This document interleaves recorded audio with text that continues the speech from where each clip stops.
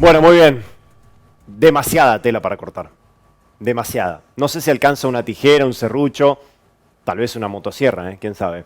Para cortar toda la tela que ha dejado la jornada del día de hoy con respecto a la Unión Cívica Radical, a Cambiemos, a Juntos por el Cambio, al PRO, el nombre que le quieran llamar. Explotó todo por el aire. Vamos a analizar y a terminar de justamente estar desgranando, ¿no?, toda esta situación con Mauro Martellosi, que nos está visitando en los estudios centrales de Noticiero 9 Central en el día de hoy. Analista político y, por supuesto, amigo de la casa. Mauro, ¿cómo estás? Buenas noches. Hola, buenas tardes, Marcos. Buenas noches.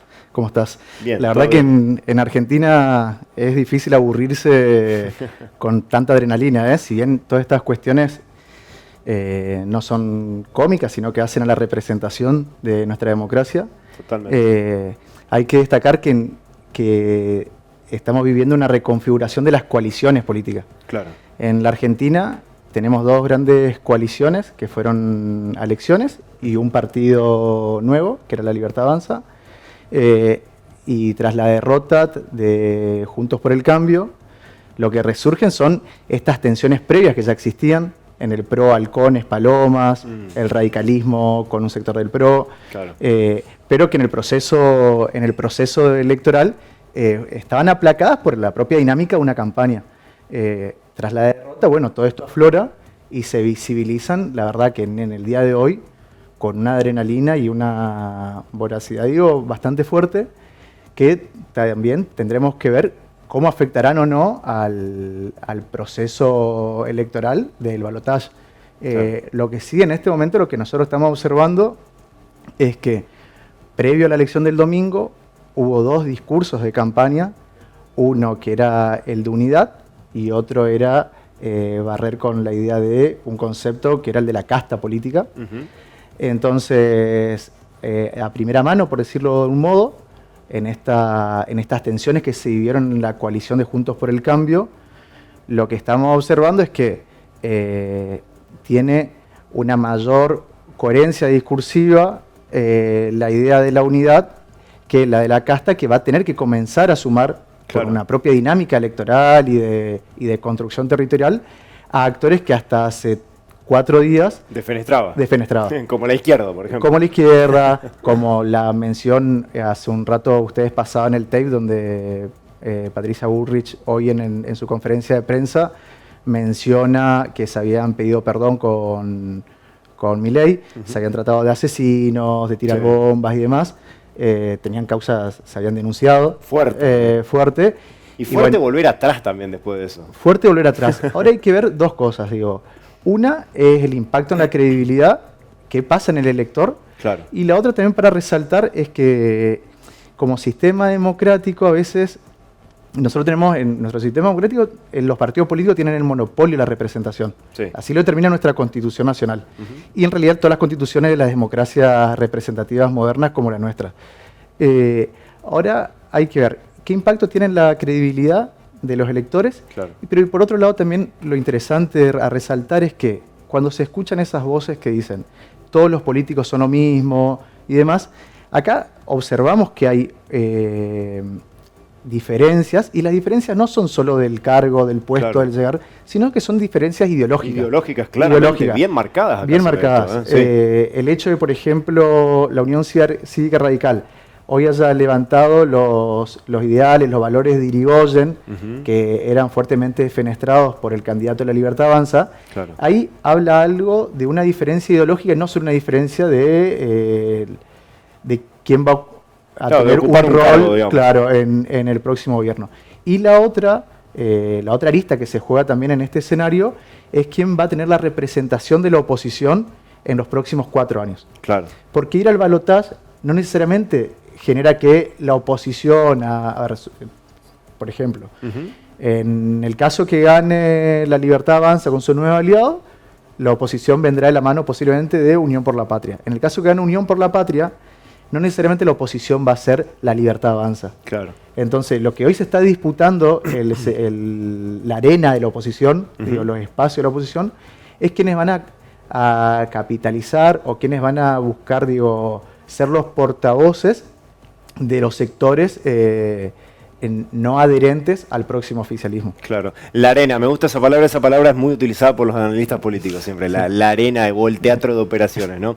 Ahora, Mauro, te hago una pregunta y quiero preguntarte tu opinión con respecto a esto. Seguramente muchos justicialistas o kirchneristas o peronistas se van a enojar con esta pregunta, pero lo que ha pasado hoy con la Unión Cívica Radical, ¿no le pasó el año pasado o en estos últimos meses también al propio peronismo? Digo, de Cristina, la propia vicepresidenta, largándole la mano al presidente, a Alberto Fernández, bueno, inclusive el propio Massa, con dichos bastante fuertes también con la propia vicepresidenta Cristina Kirchner. Es decir, claro. ¿No le pasó antes también al peronismo esto?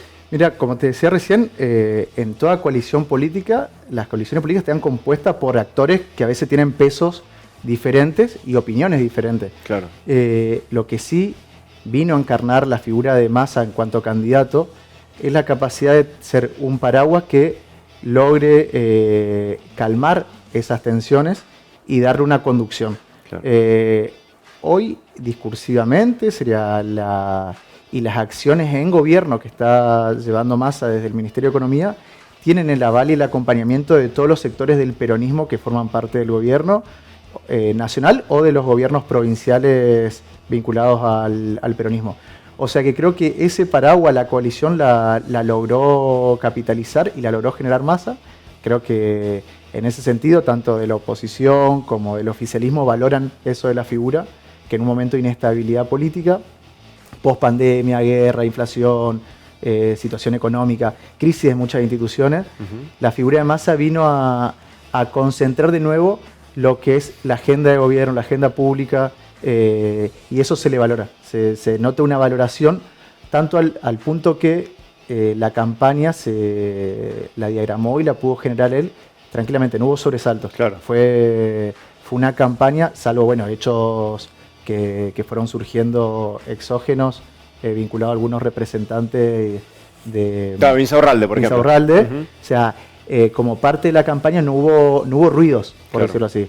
No estuvo el caso de, por ejemplo, de la candidata diputada de Milei, que se le iba a decir unas cosas y que después unas internas. Sí. Esas cosas en la campaña. Bueno, la interna también se está dando ahora en La Libertad Avanza, porque hay varios candidatos a diputados o inclusive diputados electos de La Libertad Avanza que ya dijeron que se van a abrir totalmente el espacio, que van a crear nuevos espacios, esto dentro de La Libertad Avanza, justamente por esta decisión de Milei de acaparar un poco más de votos y llamarla a Patricia Bullrich, digamos. Esto la verdad que en La Libertad Avanza tampoco cayó bien, No, la verdad que si uno estructura su campaña y la conformación de su equipo de gobierno y de su espacio político con la idea que pone como enfrente a la idea de una casta, que en realidad nunca la terminó de definir bien, porque, sí, claro. A ver, pensamos que la casta podían ser, para Milei, el sector de la política más tradicional y terminó aliado a Barrio Nuevo. Muchas veces cuando nosotros trabajamos en algunos grupos focales, entrevistando, sobre todo los jóvenes dicen, no, porque el empleado público, y ponen al empleado público como casta. O sea, hay toda es un concepto bastante amplio, pero sí la verdad que si él estructuró su espacio político sobre esa idea, va a haber muchos integrantes que van a entrar a sentir esos ruidos, porque en el día de hoy se produjo el ingreso de un espacio político que tiene una trayectoria en la representación bastante amplia, sería en cuanto a los largos de los años. Claro. Ahora, Mauro, interesante también lo que va a pasar ahora con los gobernadores, los gobernadores Juntos por el Cambio, sobre todo aquellos gobernadores electos, ¿no? Llámese, no sé, obviamente el gobernador de la provincia del Chaco, Leandro Esdero, llámese, no sé, por ejemplo, Maxi Puyaro, gobernador electo de la provincia de Santa Fe. ¿Qué va a pasar con Valdés también en la provincia de Corrientes? Es decir, hoy hubo una reunión importante también entre ellos y han dejado un poco un libre albedrío, ¿no? a los votantes. Claro, la libertad de acción. En el caso de, por ejemplo, Corrientes, tenemos a una de las figuras políticas predominantes, como es Ricardo Colombi, que semanas atrás se pronunció acerca de qué haría en un escenario de balotaje, mencionando que votaría a Massa, sobre todo porque venía después del discurso de Milei de cortar la coparticipación y el envío de fondos para el sostenimiento de las provincias. Hay que recordar que las provincias se encargan de la educación, de la salud, de las obras públicas, como así también con fondos, como así también la Nación. En el caso de Maxi Puyaro, actual, candidato a gobernador electo, que a partir del 10 de diciembre será gobernador en Santa Fe, él en su campaña electoral deslizó un apoyo a Milei, pero porque en realidad se explica ahí una estrategia electoral que necesitaba conquistar esos votos, claro, previo a, a su elección a gobernador. Pero bueno, el comunicado que hoy sacó la Unión Cívica Radical va hacia otro sentido, a esta idea de libertad de acción, a esta idea de que, creo que en un momento mencionó también como una idea de saltar al vacío, sí, por la figura de Milei, a Massa lo tildan de populista y a Milei de saltar al vacío. Cabe destacar que recién dentro de cada provincia también hay otras coaliciones que forman parte, por ejemplo en Santa Fe el socialismo, que ya se distanció de la idea de un pronunciamiento a favor de Milei. O sea que nos queda dar tela para cortar a lo largo de estos días, porque el escenario se está modificando y bueno, y creo que lo fundamental de todo esto es que se llegue a un escenario de balotaje que pueda generar una capacidad de representación de los electorados para alguno de los dos líderes que encabezan la fórmula.